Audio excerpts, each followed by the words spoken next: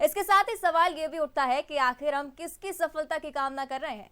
तो आपको हम बता दें कि हम कामना की सफलता की कामना कर रहे हैं। कामना ये है सोनी एंटरटेनमेंट टेलीविजन का अपकमिंग शो, जिनके लीड एक्टर्स आज हमारे साथ मौजूद हैं। मिलिए एक्ट्रेस चांदनी शर्मा से, जो कि टीवी इंडस्ट्री की एक जानी मानी कलाकार हैं। साथ में हैं अभिषेक रावत, जो कि टीवी जगत के एक जाने माने अभिनेता हैं। सबसे पहले आप दोनों का बहुत बहुत स्वागत है वंस न्यूज़ पर। Thank you so much. Thank you. चलिए, तो बहुत सारी गपशप करेंगे, बातें करेंगे, जानेंगे कामना के बारे में। सबसे पहले अभिषेक जी, आपकी ओर रुख करना चाहूंगी, जानना चाहूंगी अपकमिंग शो का प्लॉट क्या है, क्या कुछ दर्शकों को देखने को मिलेगा? ये एक्चुअली दो ऐसे लोगों की कहानी है जिनकी ख्वाहिशें और जिनके उसूल एक दूसरे से अलग हैं। और जैसा कि अक्सर रिलेशनशिप्स में होता है, बिल्कुल, कपल्स हमेशा एक सोच के नहीं होते। तो ऐसे दो लविंग कपल्स जिनकी सोच अलग है, वो लोग जब एक रिश्ते में होते हैं तो वो रिश्ता कहाँ तक जाता है, ये उसके बारे में है। बिल्कुल। चलिए, चांदनी जी की ओर भी रुख करना चाहूंगी। चांदनी जी, आपको सभी इश्क में मर जावा सीजन 2 से फॉलो करते हुए आए हैं। सबने देखा है आपको उस वैम्प की, उस कंट्रोवर्सी वाली बिल्कुल विलन के रूप में। जी। उसके बाद एक गृहिणी का रोल करना, कैसे देखती? मेरे लिए बहुत ही एक्साइटिंग है, क्योंकि इतना कम्प्लीटली डिफरेंट रोल है अभी इश्क में मर जावा से। आकांक्षा का सफ़र जो है वो एक तो बहुत ही कम टाइम में हुआ है। ज़्यादातर लोगों के लिए ये ग्राफ थोड़ा टाइम लगाता है, मेरे लिए ये 3 महीने का गैप है। सो मेरे लिए बहुत एक्साइटिंग है। हर चीज़ का डिफरेंस है। गेटअप की बात करें, कैरेक्टर की बात करें, एक्सप्रेशंस की बात करें, स्पीच की बात करें, तो बहुत मज़ा आने वाला है और मैं बहुत एक्साइटेड हूँ कामना को लेके। बिल्कुल सर। और कामना की अगर बात की जाए अभिषेक जी, प्रोमो हमने देखा, काफ़ी एंजॉय कर रहे हैं आप दोनों इस प्रोमो में भी। पहली टाइम जब स्क्रिप्ट ऑफर हुई, क्या आया मन में? मुझे बहुत अच्छी लगी स्क्रिप्ट, क्योंकि अक्सर टीवी में सास बहू वाले जो शोज होते हैं ना, वो सबसे ज़्यादा डोमिनेट करते हैं। तो ये एक ऐसी स्टोरी थी जो कि उस जोन में नहीं थी, एक बहुत ही रियल जोन में है जी। और लेकिन बहुत मज़ेदार है। मतलब आपको जब देखेंगे तो आपको ऐसा लगेगा कि यार ये तो हमारे शर्मा जी जैसा है लड़का, बिल्कुल, ये तो हमारी दोस्त अवंतिका जैसी निकली है आकांक्षा। तो आप समझे, बहुत रिलेटेबल कैरेक्टर्स हैं और इनकी एक छोटी सी दुनिया है, उसके बारे में कहानियाँ हैं, और इसलिए मुझे एक्साइटिंग लगा। अच्छा, क्योंकि अलग था। अगर चांदनी जी की बात करें, क्या लगा पहले जब आई स्क्रिप्ट ऑफर हुई? क्योंकि मैंने इश्क में मर जावा में एक बहुत ही बोल्ड कैरेक्टर किया था, तो उसके बाद मुझे ज़्यादातर ऐसे ही रोल्स ऑफर हो रहे थे, 4 से 5 rolls on similar lines. But जब मुझे ये ऑफर हुआ तो एक तो मैं बहुत ग्रैटिट्यूड फील कर रही थी कि मेकर्स कुड विजुअलाइज, कि उन्हें दिख रहा था कि मैं ये भी प्ले कर सकती हूँ, जो कि बहुत ही कम होता है। लोग थोड़ा कंफर्ट में ही रहते हैं, जो आपने प्ले किया है आपको वैसा सा ही रोल ऑफर करते हैं, क्योंकि उनके लिए भी इजी होता है आपको वैसे इमेजिन करना, आपके लिए भी इजी होता है वही फिर से प्ले करना। सिर्फ नाम चेंज हो जाता है, बाकी सब कुछ वैसा ही रहता है। लेकिन जब मुझे ये ऑफर हुआ तो मुझे लगा कि ये कुछ डिफरेंट है, मेरे लिए एज एन एक्टर चैलेंजिंग होगा और मज़ा आएगा। बिल्कुल। और जिस तरीके से आप बात करें अपने धारावाहिक की, काफ़ी रिलेटेबल है। और सोनी टेलीविजन की अगर बात की जाए तो हर बार एक ऐसे प्रयोग के साथ सामने आता है, ऐसे प्रोग्राम के साथ सामने आता है जो काफ़ी रिलेटेबल होता है। अगर अभिषेक जी बात की जाए, क्या समझते हैं आप, कैसे कंटेम्प्रेरी शोज के साथ कम्पीट कर पाएगा कामना? कंटेम्प्रेरी शोज़ तो जैसे आपने कहा कि सोनी के शोज सारे बहुत अलग होते हैं बाकी चैनलों से, और हमेशा एक कुछ नयापन, एक ताजगी सी होती है। और ये भी उसी जोन में है। मुझे नहीं लगता हम किसी से कम्पीट सच कर रहे हैं, क्योंकि देखिए बहुत सारी चीज़ आप अपना बेस्ट कर सकते हैं, you can put your best foot forward. और उसके बाद उस चीज़ का क्या होता है वो किसी के हाथ में नहीं है। I don't know how it works, कि वो कौन सा शो क्यों चलता है, क्यों नहीं चलता है, कोई नहीं बता सकता आपको। तो उसके बारे में मैं ज़्यादा नहीं सोचता हूँ, लेकिन मुझे मालूम है कि हमारे पास एक बहुत सॉलिड शो है जो कि बहुत रिलेटेबल है, और ऐसा शो है जो मैं खुद देखना चाहूँगा, जो और मैं तो ऑडियंस भी नहीं हूँ टीवी का, मैं महिला नहीं हूँ, एक टिपिकल टारगेट ऑडियंस नहीं हूँ ना मैं, लेकिन फिर भी एक ऐसा शो है जो मैं देखना चाहूँगा। बिल्कुल। तो इसीलिए मुझे इसमें बहुत कॉन्फिडेंस है। चलिए, ठीक है, और आशा करते हैं कि बिल्कुल ये कॉन्फिडेंस खरा उतरेगा हमारी उम्मीदों पर भी। चांदनी जी, आपकी ओर रुख करना चाहूंगी। आपको जिस तरह से मैंने कहा एक विलन के रूप में पोर्ट्रे किया गया था इश्क में मर जावा, very sorry, I will have to mention this, it's my role, it's my work. But समझना चाहेंगे क्या कुछ चैलेंजेस आते हैं जब एक कैरेक्टर से दूसरे कैरेक्टर पर स्विच करना पड़ता है? देखिए, क्योंकि ये जो कैरेक्टर है ये भी एम्बिशियस है। ये वो वाली बहू नहीं है जो सास के ताने सुनेगी और चुप रहेगी और माजी माजी करके आगे पीछे घूमती रहेगी। ये लड़की भी बहुत एम्बिशियस है। वो लड़की भी जो पहले का कैरेक्टर मेरा है वो भी बहुत एम्बिशियस थी और बड़े ड्रीम्स थे and she wanted all the luxury in her life. तो बहुत थिन लाइन है दोनों के बीच में।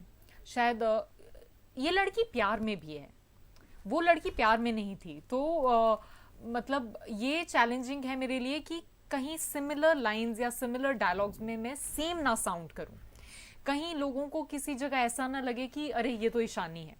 सही बात। उन्हें आकांक्षा दिखे, क्योंकि ऐसा हो सकता है कि जब मैं अपने पति के सामने अपना पॉइंट रख रही हूँ जो मैं उस शो में भी कर रही थी और उसे कहीं कभी कभी किसी बात में अनजाने में नीचा दिखा रही थी, तो इस शो में भी अगर मैं कोई ऐसी बात कह दूं अपने पति की सैलरी को लेके या अपने लाइफस्टाइल को लेके तो वो सिमिलर ना साउंड करे। मुझे ये चीज़ हमेशा अपने ध्यान में रखनी है और ये एक चैलेंजिंग पार्ट है कि ये लड़की बिल्कुल डिफरेंट होनी चाहिए। एज अ कैरेक्टर आकांक्षा ईशानी में कोई सिमिलैरिटी नहीं होनी चाहिए, चाहे वो सेम इंसान प्ले कर रहा है।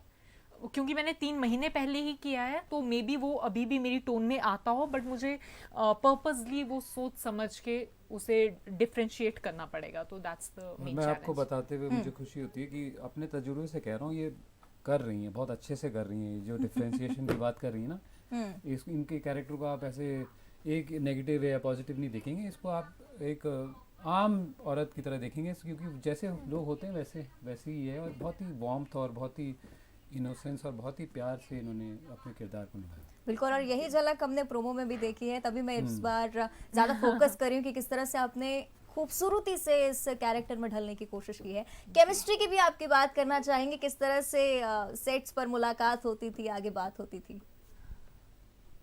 अक्सर ये बहुत ही अजीब लगता है, लोग पूछते हैं कि आपकी केमिस्ट्री के लिए आप लोगों ने क्या किया ये वो है ना। तो बट अब आप मगर अगर आप अपने आप को मेरे जूते में डालेंगे तो आप भी देखेंगे केमिस्ट्री कुछ नहीं होती। मतलब आप जब किसी से नए इंसान, जैसे आपसे मैं आज मिला हूँ, पहली बार मिले यू नो, तो अब हम लोग के बीच में हंसी मजाक होगा, एक आइस ब्रेकिंग मोमेंट होगा।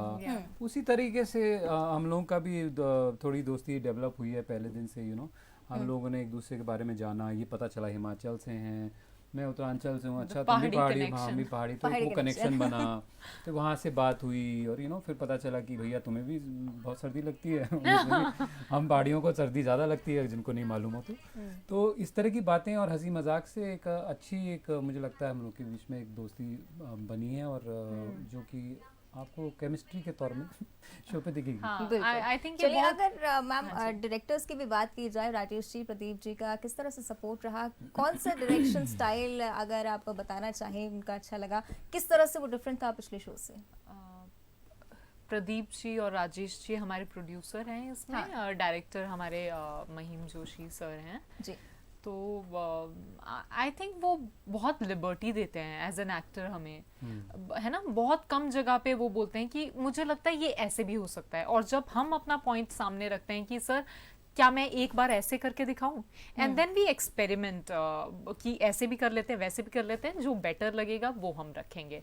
सो आई थिंक वो एक रिलेशन है जो हमारा बहुत अच्छा बॉन्डिंग हो चुका है अपने डायरेक्टर सर के साथ, कि वो हमें लिबर्टी देते हैं कि हम क्या करना चाहते हैं, वो भी अपना पॉइंट ऑफ व्यू रखते हैं, हम भी अपना पॉइंट ऑफ व्यू रखते हैं, और जो फिर ठीक बैठता है वो हम लेके चलते हैं। But it's a very comfortable relation that we have. ऐसा नहीं है कि हम डरते रहते हैं कि डायरेक्टर सर के सामने ये बोलें तो डांट पड़ जाएगी, जो बहुत इंपॉर्टेंट है। ऐसा होगा तो हम भी हेजिटेशन के साथ कोई काम करेंगे और फिर वो दिखेगा कैमरा पे। बिल्कुल, काफी कंफर्टेबल लगा आपको शूट करना उनके साथ। चलिए, अभिषेक जी, आपके करियर की स्टार्टिंग के बारे में मैं जानना चाहूंगी। उत्तरांचल के से आप हैं, किस तरह से उत्तरांचल का एक लड़का मुंबई में आकर अपनी पहचान बनाने में कामयाब रहा? वैसे तो मैं उत्तरांचल से, पर मेरे पिताजी फौज में रहे हैं, तो मैं जगह जगह पला बड़ा हूँ पूरी कंट्री में, हर 2 से 3 साल में पोस्टिंग, और यू नो हालांकि मेरा ऐसा कोई खास एम्बिशन नहीं था एक्टिंग करने का, और मेरा बैकग्राउंड MBA का है, और मैंने पहली जॉब पिकअप की आप ही की मीडिया इंडस्ट्री में गुड़गांव में, वहाँ से दूसरी मीडिया कंपनी में मुंबई में, और वहाँ से कुछ ऐसा लगा कि मुझे लगा कि यार ये डेस्क जॉब मुझसे तो नहीं हो पा रही है। उसके बाद मैंने सोचा कि हमने स्कूल और कॉलेज में बहुत थिएटर में इन्वॉल्व था, तो मुझे लगा कि यार नहीं, अब ऐसा करते हैं, थोड़ा अपने पैशन को फॉलो करने की कोशिश करते हैं, यू नो, ताकि बाद में कोई रिग्रेट्स ना हो कि भाई जो आप करना चाहते थे, जो चीज़ में आपको शौक था और जो चीज़ करना आपको पसंद था, वो आपने अटेम्प्ट नहीं की। तो फिर मैंने अपना चेंज किया रुख और मैं एक्टिंग में आया।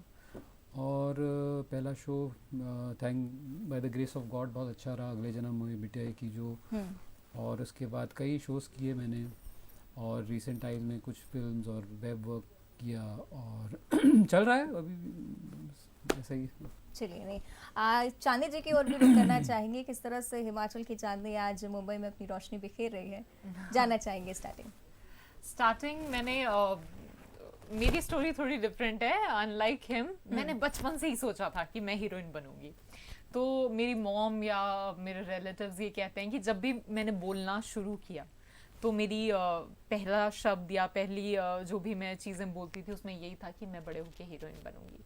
तब लोग इतना सीरियसली नहीं लेते थे, क्योंकि इंडिया में कहीं ना कहीं हर लड़की हीरोइन और हर लड़का हीरो बनना चाहता है। ये एक अंदर दिली ख्वाहिश होती है जो कई लोग सप्रेस कर देते हैं, कई लोग एक्नॉलेज कर लेते हैं, एड्रेस कर लेते हैं। तो मैं बचपन से ही हीरोइन बनना चाहती थी, बट पेरेंट्स का ऐसा था कि पहले पढ़ाई पूरी कर लो। तो उन्हें ऐसा था कि शायद ये बड़े होते तक भूल जाएगी। तो मैंने अपनी पढ़ाई पूरी की। तो मैंने 12th के बाद बोला कि अब मैं चली जाती हूँ। तो उन्होंने बोला नहीं, ग्रेजुएशन तो ज़रूरी है, ग्रेजुएशन कर लो। तो मैंने इंजीनियरिंग कर ली। तो मैंने बोला अब मैं चली जाती हूँ। तो उन्होंने बोला नहीं, जॉब प्लेसमेंट में बैठो। तो मुझे लगा अब ये लोग फंसा रहे हैं, अब मैं जॉब में फंस गई तो अब मैं नहीं जा पाऊंगी। तो फिर मैं प्लेसमेंट्स में नहीं बैठी। As soon as I finished my engineering, मैंने लास्ट एग्जाम दिया and I came to Mumbai. I started my journey. मैं मॉडलिंग से मैंने शुरुआत की अपनी, और पेजेंट्स की, इंडिया को रिप्रेजेंट किया इंटरनेशनली, और न्यूयॉर्क फैशन वीक वॉक किया, और उसके बाद धीरे धीरे एक्टिंग। बिल्कुल, काफ़ी इंटरेस्टिंग रहा है सफ़र। और शो कामना के बारे में भी मैं समझना चाहूँगी, किस तरह से प्रोमो में आप उसूलों और ख्वाहिशों में उलझे दिख रहे हैं। पर्सनल लाइफ में क्या कुछ होता है?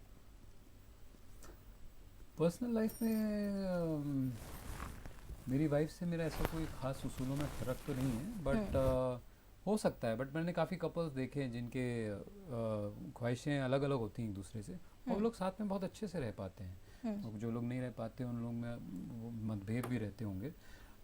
लेकिन मेरे को पर्सनली तो ऐसा कुछ नहीं, कॉन्फ्लिक्ट मेरी लाइफ में तो नहीं हुआ। लेकिन आई कैन इमेजिन कि जो एक बंदा ऐसा उसूलों वाला है और उसकी जो वाइफ है वो बहुत एस्पिरेशनल है, उसको खटकती हैं चीज़ें। अगर आपको जीवन में ज़्यादा चाहिए तो फिर आपको और आपका सपोर्ट, आपका जो स्पाउस है उसको ज़्यादा नहीं चाहिए। उसको उतने में ही रहना है, उसको अपनी चादर नहीं बड़ी करनी है। और बीवी चाहती है कि आप अपनी चादर बड़ी करें और थोड़ा बड़ा सोचें जीवन में। लेकिन हस्बैंड जो है वो कंटेंट है अपनी लाइफ में, अपने स्टेटस से जो है उसमें, तो फिर नेचुरली एक डिवाइड आ जाता है, एक कॉन्फ्लिक्ट शुरू हो जाता है। उससे फिर रिजेंटमेंट बिल्ड होने लगती है दोनों किरदार, दोनों कैरेक्टर्स में। तो ये कुछ उस तरह का शो है। बिल्कुल। चांदनी जी, आपसे भी समझना चाहेंगे किस तरह की लड़की हैं आप। पर्सनल लाइफ की अगर बात की जाए, स्टूडेंट ऑफ द ईयर की शनाया हैं या Totally. I've always been the diva. नहीं मजाक कर रही हूँ, बट हाँ, मैं अपने स्कूल की, अपने कॉलेज की, अपने शहर की बहुत ही पॉपुलर लड़की, और हमेशा मुझे अटेंशन मिला है। और मैंने ब्यूटी पेजेंट किया है, जो कि इस शो में भी जो आकांक्षा का कैरेक्टर है, she is a beauty pageant winner. So ये चीज़ बहुत सिमिलर है। तो मुझे एक्टिंग का मौका मिल गया, बट मैं बहुत अच्छे से समझ सकती हूँ कि अगर आप एक मुकाम तक पहुँचे हैं, आपको शहर में लोग जानने लग गए हैं कि ये इसने पेजेंट जीता है, और उसके बाद आप नहीं, किसी सर्कमस्टेंसेस में आप आगे नहीं बढ़ पाए, तो वो एक अलग सा प्रेशर होगा। क्योंकि या तो आप वहां तक पहुंचते ही नहीं एक लेवल तक, अब आप एक लेवल तक पहुंच गए हैं और उसके ऊपर नहीं जा रहे हैं, तो लोगों की आपसे बहुत ज्यादा एक्सपेक्टेशन होती है। रिलेटिव्स पूछने लग जाते हैं, फ्रेंड्स अब आगे क्या। अब आप ना वापस जॉब में जा रहे हैं, ना आप नॉर्मल लाइफ जी पा रहे हैं, ना आप कुछ नेक्स्ट लेवल पे अपना करियर ले जा पा रहे हैं। ऐसे में आपकी शादी करवा दी जा रही है। तो वो कहीं ना कहीं वो अंदर ही वो ख्वाहिशें दब गई है। प्यार बहुत है फैमिली में, मानव के साथ आकांक्षा का प्यार बहुत है, खूबसूरत सा बच्चा है, क्यूट सा, तो फैमिली कंप्लीट फैमिली है, बट एक एम्प्टीनेस है।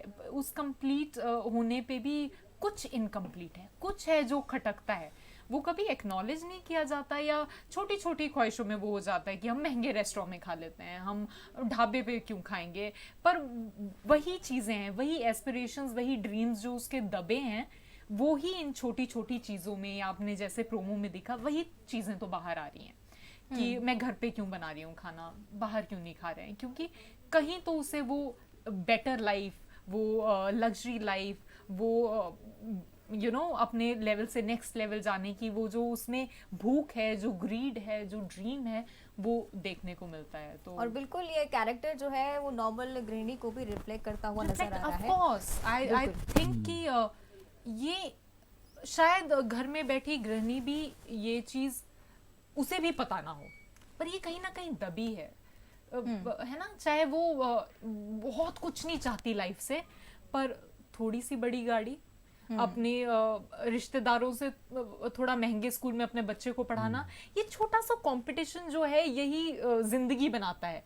अगर हम इतने कंटेंट हो जाएं, इतने सेटिस्फाइड हो जाएं लाइफ में, तो हम इंसान थोड़ी है, फिर तो हम साधु संत हो गए, फिर तो हमें हिमालय में मोह माया त्याग ही देनी चाहिए। अगर हम इस वर्ल्ड में हैं और सोसाइटी की टर्म्स शादी की है, बच्चा की है, तो मतलब हम कहीं ना कहीं we are a part of this vicious circle, we are। क्योंकि कहीं ना कहीं एक धारणा सी बन जाती है ना कि अगर आप बहुत ज़्यादा एम्बिशियस हो रहे हैं तो उसको थोड़ा नेगेटिवली देखा जाता है सोसाइटी में ना, लेकिन ख्वाहिश सबकी होती है बेटर करने, सबको ऐसा लगता है कि यार थोड़ा फोन बेटर हो जाए, या हमारी गाड़ी घर बड़ा हो जाए, चाहे इतनी बड़ी नहीं होगी कि हम बहुत ही रिचेस्ट इन इंडिया हो जाए, नॉट दैट, बट बेटर घर में 2 BHK से 3 BHK शिफ्ट हो जाए, और वो कभी खत्म नहीं होगी। हाँ, मगर वो चलती रहती है, हमेशा और वो शायद थोड़ा डाउनफॉल है, वहाँ प्रॉब्लम है, वहाँ पर आपकी लाइफ में थोड़ा डिसबैलेंस हो सकता है, हेल्थ शायद आपकी खराब हो जाए, रिलेशंस हो जाए, कोई लोग पीछे रह जाते हैं इसमें, आप सबको साथ लेके नहीं चल सकते। तो ये एक ऐसा कॉन्फ्लिक्ट है जो कि हमेशा से है, लेकिन इसके बारे में ऐसी कोई खास चर्चा नहीं होती है, लेकिन ये है, ये हर एक की लाइफ में हर कोई कह सकते हैं कि कामना के साथ हमें ये सब देखने को मिलेगा। बिल्कुल 100%, यही तो है स्टोरी। इससे लोग क्वेश्चन करेंगे, क्योंकि there is no such definition की बेटर लाइफ है क्या, ऐसी कोई डेफिनेशन नहीं है ना। मेरे लिए कोई बेटर लाइफ कुछ और है, मे बी किसी और के लिए कुछ और बेटर लाइफ है। तो ये एक लोगों को के दिमाग में ये क्वेश्चन बनने वाला है कि क्या है हमारी कामना, क्या है। हमें इंतजार भी रहेगा फिर इस प्लॉट का भी। अभिषेक जी, आपकी ओर रुख करना चाहूंगी। आपने जिस तरह से कहा कि अगले जन्म मोए बिटिया दी, जो इससे आपने अपनी शुरुआत करी है, और कई सारे सीरियल्स में आपने रोल निभाया है, बॉलीवुड के बारे में क्या रुख है आपका? बॉलीवुड के बारे में देखिए, 10 साल पहले तक जब हम लोगों ने शुरुआत करी थी तो ऐसा लगता था कि बॉलीवुड ऑब्वियसली बहुत बड़ा एक बिग ब्रदर है, आप चाहते हैं, हर एक का एक एम्बिशन होता है, बट अभी वो लाइनें जो हैं सारी गायब सी हो गई, और having worked in films also and web also, I feel कि अब वो लाइनें जो थी कि एक्टर टीवी का है, ये इसका फलाना फलाना, वो ख़त्म हो गया है। अब आप अपने आप को चाहते हैं कि आप हर मीडियम में देखें, जहाँ अच्छा काम मिले, तो मैं उसको वैसे ही देखता हूँ इस वक्त, और जब जहाँ मुझे एक अच्छा काम दिखता है मैं उस तरफ रुख कर लेता हूँ। बिल्कुल सही है। और कई बार आपको जिस तरह से टीवी सीरियल्स में देखा है, आपके कैरेक्टर्स ने कई बार प्रभावित भी किया है लोगों को। चांदनी जी की ओर भी रुख करना चाहूँगी, बॉलीवुड के बारे में क्या कहना चाहेंगी, कब एंट्री देखें हम? मैं तो चाहती हूँ कि इस शो के बाद ही एंट्री हो जाए। ये तो इन्होंने जैसे कहा, इनके बचपन का, इन्होंने जो पहला शब्द जब बोला था इन्होंने बॉलीवुड ही बोला था, बॉलीवुड। और मैं बहुत बॉलीवुड फैन हूँ, बहुत बड़ी, मतलब मुझे करनी है टिपिकल बॉलीवुड फिल्म्स जो बोलते हैं। मुझे स्विट्जरलैंड की वादियों में शाहरुख खान के साथ साड़ी पहने डांस करना है, और मेरा नाम बॉलीवुड से इतना इंस्पायर्ड है, चांदनी, मतलब मेरे पेरेंट्स ने मेरे पैदा होने से पहले ही सोच लिया था कि चांदनी नाम रखेंगे श्रीदेवी जी की मूवी पे। जब भी हमें फ्री वक्त मिलता है तो ये अपना कैमरा हमें थमा देती हैं और बोलती हैं एक वीडियो बनाओ, पर एक म्यूजिक वीडियो। तो ये मेरे इतना ऑफ कैमरा डायरेक्टर तो हमें इनके लिए फ्री वक्त में इनके रील्स बनाने पड़ते हैं इंस्टाग्राम में, जो कि एकदम म्यूजिक वीडियोस होते हैं, और इनका बॉलीवुड को शौक को सेट पे हम लोग बाकी लोग ऐसे सपोर्ट पूरा करते हैं, पूरा हाँ। करते हैं। बिल्कुल। और एक और रियलिस्टिक सवाल की ओर मैं रुक करना चाहूँगी। पिछले दिनों कोविड काल रहा, काफ़ी हाँ। समस्याएं आई, कलाकारों को भी बहुत समस्याएं देखने को मिली।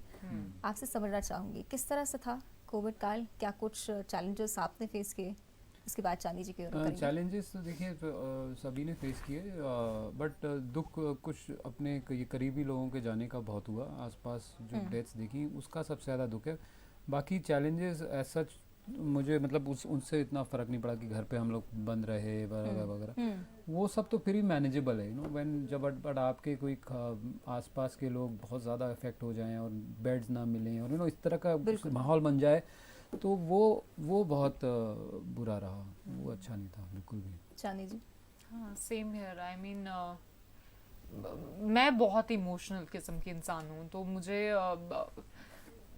कोई भी जानने वाले का लॉस ऐसा पर्सनल लॉस लगता है।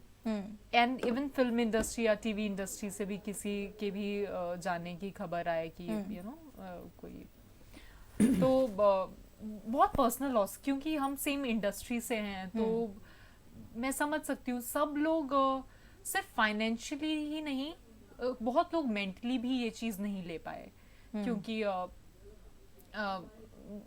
ये आदत नहीं है हमें कि एक घर में हम बंद रहें। और जब इंसान इतना अकेला हो जाए और कुछ नहीं है करने को, तो बहुत बातें ऐसी सोचता है जो सोचने की ज़रूरत नहीं होती है, और उन्हें एक्नॉलेज करना इतना ज़रूरी भी नहीं है।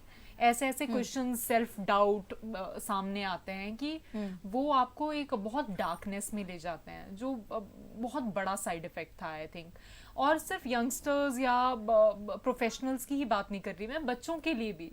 जो बच्चा बाहर खेल ही नहीं रहा है और सिर्फ मोबाइल पे खेल रहा है और स्कूल नहीं जा रहा, उसका एक्सपोजर बिल्कुल ही खत्म हो गया। आप 2 साल आप स्कूल नहीं जा रहे, आप और बच्चों से नहीं मिल रहे, आप कितना खिड़की से बाहर देख लोगे, कितना वेब सीरीज देख लोगे, कितना गेम्स खेल लोगे, वो मेंटली ग्रोथ आपको मिली ही नहीं। तो वो बहुत ही बुरी चीज़ थी, बट वो इम्पोर्टेंट भी था इस साइकिल को ब्रेक करने के लिए और पेंडेमिक से। बट आई थिंक बहुत स्ट्रांगली लोगों ने फेस किया है और इसके साथ एक नई कामना, एक नई उम्मीद के साथ हम लोग उभर कर आए हैं। और बंसल न्यूज़ भी हम आपको बताते यही कामना करता है कि इस कामना सीरियल के जरिए आप सभी की, सारे दर्शकों की कामना पूरी हो। बहुत बहुत धन्यवाद आप दोनों का आज हमारे साथ। Thank you so much, thank you. चलिए इसी के साथ इस खास पेशकश में फिलहाल इतना ही। तमाम बड़ी खबरों के लिए बने रहिए बंसल न्यूज़ के साथ।